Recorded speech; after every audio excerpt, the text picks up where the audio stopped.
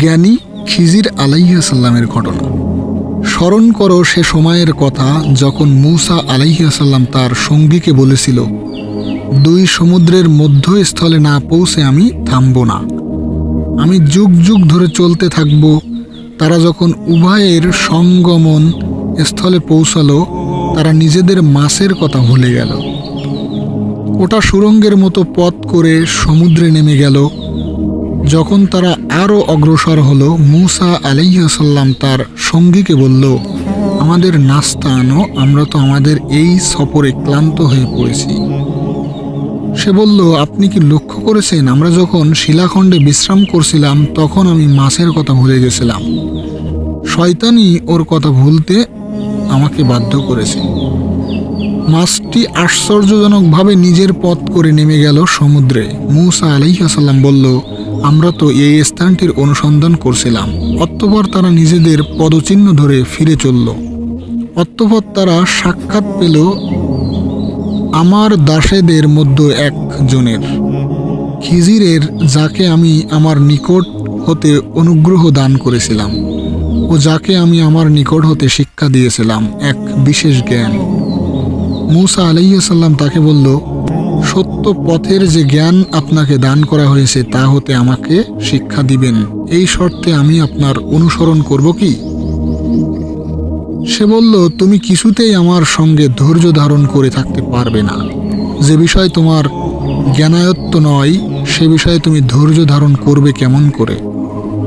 মূসা আলাইহিস সালাম বলল, আল্লাহ চাইলে আপনি আমাকে ধৈর্যশীল পাবেন এবং আপনার কোনো আদেশ আমি অমান্য করব না। সে বলল, আচ্ছা, তুমি যদি আমার অনুসরণ করোই তবে কোনো বিষয়ে আমাকে প্রশ্ন করো না, যতক্ষণ না আমি সে সম্বন্ধে তোমাকে কিছু বলি। অতঃপর তারা যাত্রা শুরু করলো। পরে যখন তারা নৌকায় আরোহণ করলো তখন সে তাতে ছিদ্র করে দিল। মূসা আলাইহিস সালাম বলল, আপনি কি আরোহীদেরকে নিমজ্জিত করে দেবার জন্য তাতে ছিদ্র করলেন? আপনি তো এক গুরুতর অন্যায় কাজ করলেন।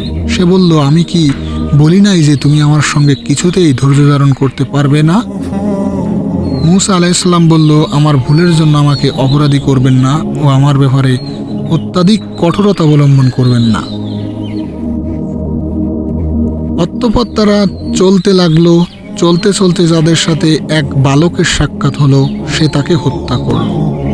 তখন মূসা আলাইহিস সালাম বলল, আপনি কি এক নিষ্পাপ জীবন নাশ করলেন হত্যার অপরাধ ছাড়াই? আপনি তো এক গুরুতর অন্যায়ের কাজ করলেন। সে বলল, আমি কি তোমাকে বলি নাই যে তুমি আমার সাথে কিছুতেই ধৈর্য ধারণ করতে পারবে না? মূসা আলাইহিস সালাম বলল, এরপর যদি আমি আপনাকে কোনো বিষয়ে জিজ্ঞাসা করি তবে আপনি আমাকে সঙ্গে রাখবেন না। আপনার কাছে আমার ওজর আপত্তি চূড়ান্ত সীমায় পৌঁছে গেছে। অতঃপর উভয়ে চলতে লাগলো। চলতে চলতে তারা এক জনপদের অধিবাসীদের নিকট পৌঁছে খাদ্য চাইল, কিন্তু তারা তাদের মেহমানদারি করতে অস্বীকার করলো। অতঃপর সেখানে তারা এক পতন্নমুখ প্রাচীর দেখতে পেল এবং সে খিজির আলাইহিস সালাম ওটাকে সুদৃঢ় উত্তোলন করে দিল। মূসা আলাইহিস সালাম বলল, আপনি তো ইচ্ছে করলে এর জন্য পারিশ্রমিক গ্রহণ করতে পারতেন। সে বলল, এখানেই তোমারও আমার মধ্যে সম্পর্ক ছেদ হলো। তবে যে বিষয়ে তুমি ধৈর্য ধারণ করতে পারো নাই আমি তার তাৎপর্য ব্যাখ্যা করছি। নৌকাটির ব্যাপারে কথা এই যে ওটা ছিল কতিপয় দরিদ্র ব্যক্তির। তারা সমুদ্রে জীবিকা অন্বেষণ করত। আমি ইচ্ছা করলাম নৌকাটিকে ত্রুটিযুক্ত করতে, কারণ তাদের সম্মুখে ছিল এক রাজা, যে বল প্রয়োগে নৌকা সকল ছিনিয়ে নিত। আর কিশোরটির পিতামাতা ছিল মুমিন।